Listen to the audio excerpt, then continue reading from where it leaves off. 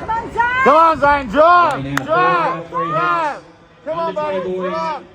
100 meters. Seconds. Just beat Usain Bolt's time when they were the same age. He's 16. Look at him go. Says, see you later, fellas. I'll see you later.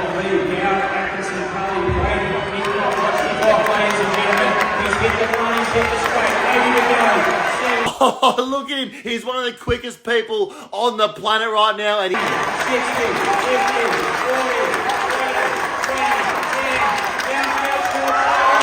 there and now starts to move through his Gout Gout. So the Queenslander, he hasn't even touched the ground yet, the young man, and he's boomed away here in the heats, and he's...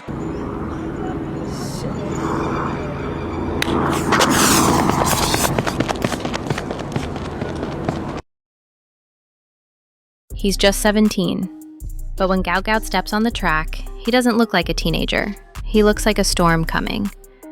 In a sport where grown men train for decades to sniff greatness, this kid is rewriting the script before he's even finished high school. His name is buzzing across continents, from dusty tracks in Australia to elite lanes in Europe.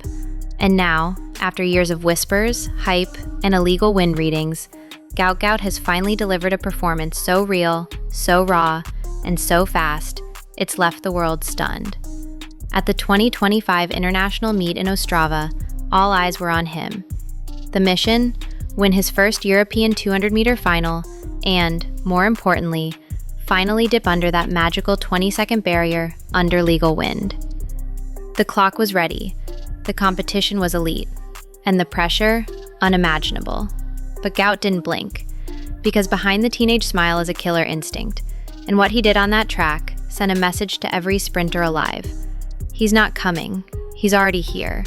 And what he did in this race changed everything. But this was far from an overnight success. That's a record I got to beat. So, and like, that was basically a year prior to me beating the records. So once the ankle is stiff, then you know. Yeah. Yes. I heard that Peter Norman's daughter reached out to you after you broke the record. What did she say? Like, congratulations, obviously. Gout Gout's sprinting resume reads like a fantasy. Sub 10 in the 100 meters, sub 20 in the 200 meters. But until now, the asterisk next to every stunning time held him back. Why? The wind. Each jaw-dropping performance he gave in the 2024 and early 2025 seasons came with wind readings just over the legal limit, robbing him of official records. He was too fast for the rules, literally. Fans and critics started asking, is Gout a prodigy or just a wind-assisted illusion? The potential was obvious, but the clock didn't care about hype. That's what made this latest race different. The wind was calm, the field was stacked, and the pressure to finally deliver an official statement was suffocating. Yet in the middle of it all, Gout Gout exploded out of the blocks with something to prove. Every step was a shot at redemption, not just against his rivals, but against the forces of nature that had denied him his rightful place in sprinting history. And when he crossed that line, something happened that the world had been waiting for. What made this race even more spine-tingling was the ghost Gout Gout was chasing. Not a current rival, but a legend. Because back in 2008, a 21-year-old named Usain Bolt set the meet record in Ostrava with a blistering 19.83 seconds. That performance became folklore, and 17 years later, Gout stepped onto the same track, in the same stadium, with a shot at making his own mark. It wasn't just a race anymore, it was a battle between generations. Could this teenage Australian knock on Bolt's legacy before he even turned 18? The crowd knew it, the announcers felt it, the energy was electric. Standing beside international stars like Nathaniel Mitchell-Blake and Cuba's Rainier Mena, Gout looked unfazed. Because he wasn't there to participate, he was there to dominate. As the gun went off, he surged through the turn like a man on a mission, and for those 30 seconds, it felt like time stopped. Gout wasn't racing athletes anymore, he was racing destiny. And what happened next didn't just grab attention, it caused shockwaves. When the clock stopped, it read 20:02, just 2 hundredths over the barrier he'd been chasing, but no one was disappointed. In fact, jaws dropped across the stadium. Because this wasn't just another teenage performance. This was a national record for Australia. It was also an Oceania record, making him the fastest sprinter in the region's history. More importantly, this was the first time Gout had delivered a world-class time under legal wind conditions. 0.0 to be exact.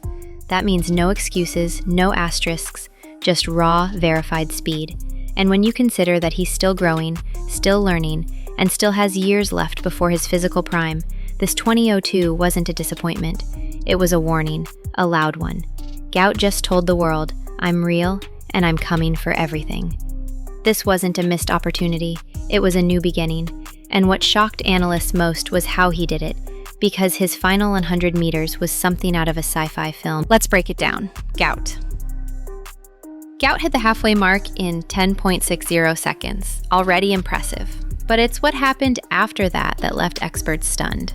Over the final 100 meters, Gout closed in a mind-bending 9.42 seconds. For context, most elite runners slowed down in the second half. Gout, he accelerated. That kind of back half dominance is almost unheard of, and it wasn't even his best. His previous 200-meter national record, a 20.04 run, featured a 9.34 final 100. That ranks as one of the top 10 fastest closing halves in history, and he did it at just 16 years old. This isn't normal, this is scary, because it means Gout has elite-level endurance in addition to raw speed. He doesn't fade, he devours his competition in the second half. It's like he's running downhill while everyone else is gasping for air. And if you think he's already peaked, think again, because according to his coaches, Gout still hasn't fully figured out how to run the opening curve, which means his best is still ahead. Let that sink in. So far in 2025, GoutGout has raced 12 times and won 11.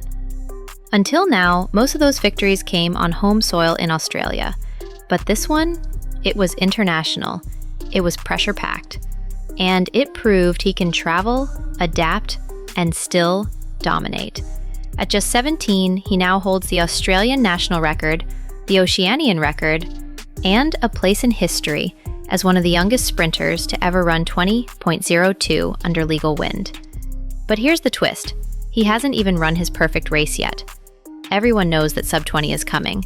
It's not a matter of if, it's when. And when it happens, Gout will no longer be a breakout star. He'll be a world-class contender. But behind the aura, behind the stats, behind the records, he's still a kid. And the weight of expectations, media buzz, and internet fame can crush even the toughest spirits. So while the world demands more, let's not forget what he's already done. Because if he keeps his mind right and his body healthy, GoutGout isn't just the future of Australian sprinting. He could be the future of the entire sport.